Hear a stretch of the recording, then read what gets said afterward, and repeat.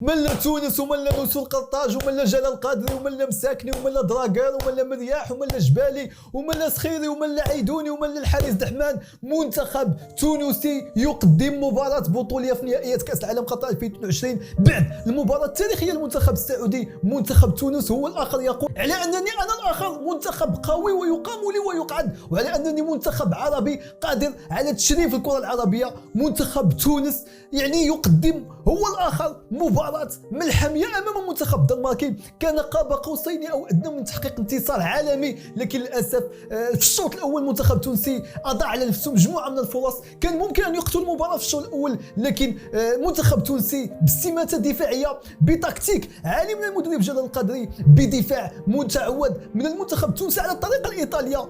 تونس تقهر الدنمارك اللي الكل كان يقول على ان المنتخب الدنماركي مرشح للذهاب بعيدا في نهائيات كاس العالم قطر 2022، على ان المنتخب الدنماركي هو ثالث اوروبا. منتخب دنماركي ممكن ان يتصدر هذه المجموعه، لكن اليوم منتخب تونس هو الاخر، ابان على انه منتخب قوي جدا. وهذا المنتخب التونسي مشاهدي قناه اوسمان سبور تلقى انتقادات قويه جدا بعد الهزيمه ديالو الثقيله امام المنتخب البرازيلي ب5-1. الكل شكك في جلال القادري، الكل شكك في امكانيه هاد اللاعبين، الكل شكك حتى في اللائحه النهائيه اللي عليها جلال القادري، لكن اليوم هذا المدرب يثبت على جدارته. هاد اللاعبين تبتوا على الرجوله ديالهم وعلى القتاليه ديالهم، على انهم كيستحقوا يحملوا قميص يعني غالي على كل العرب، قميص المنتخب التونسي، قميص نوس القرطاج. اليوم منتخب تونس صراحه عجبني كثير. منتخب تونس تميز بالاستماته، بالقوه، بالوسط ميدان. عيدوني هذا وحش، يعني العيدوني فعل كل شيء في كره القدم خاصه في الشوط الاول.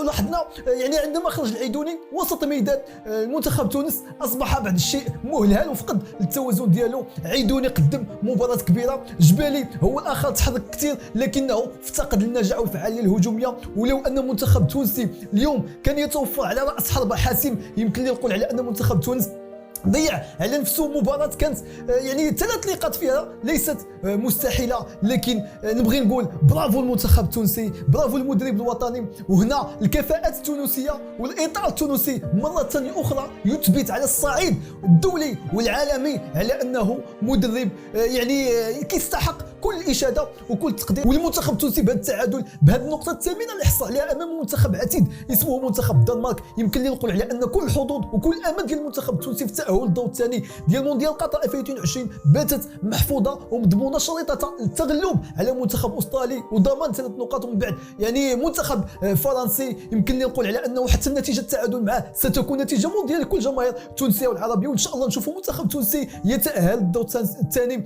منتخب تونس اليوم شرف الكرة العربية وشرف كرة شمال افريقيا والكرة المغاربية بشكل عام. منتخب تونسي صراحة منذ وقت طويل، منذ مباراة انجلترا في كأس عالم روسيا 2018 ما شفتش منتخب تونسي بهذه القوة، بهذه الشراسة، بهذا الاندفاع. واللي كثير كذلك اليوم كل الجماهير المغربية في جميع مقاهي مدن المملكة المغربية تفاعلت بشكل كبير مع المنتخب التونسي. لن تصدقوا كيف كان حجم التفاعل مع تضييع كل هدف لمنتخب تونس.